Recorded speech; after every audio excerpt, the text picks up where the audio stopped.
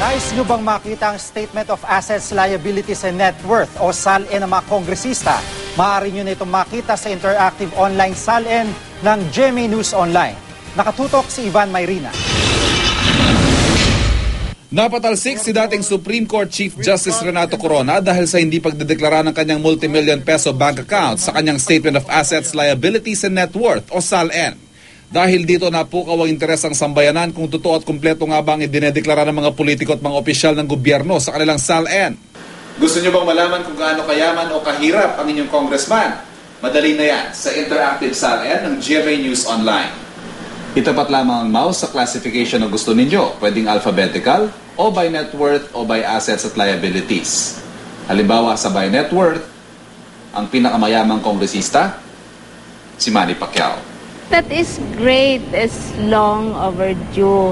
Kasi if I am curious about my congressman, pupunta pa ako sa kongreso, mamamasahe pa ako, mag-fill up pa ako ng maraming form, magbayad pa ako ng pera para pa-Xerox. So ngayon, kung ma-access yan through the internet, dahil ultimong kindergarten ngayon nag-internet, that will really make the information available to as many people as possible. Mismo nga mga mambabatas wala raw angal na maisa publiko at makuha online ang kanilang yaman. Ang problema lang daw, baka magamit ito sa politika, lalo pat malapit na magsimula ang kampanya para sa susunod na eleksyon. Under a regime of transparency, I think everybody will welcome that. The only fear of some of my colleagues and maybe some of those who are in public service is that it might be used by their political opponents. Kung honest kung tama yung pag-fill up nila ng SALN, wala silang dapat matatakutan.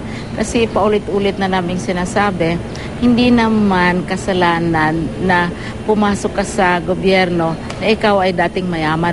Makikita ang interactive online SALN sa www.gmanetwork.com. Pumunta sa news at makikita ang interactive SALN sa ilalim ng special reports.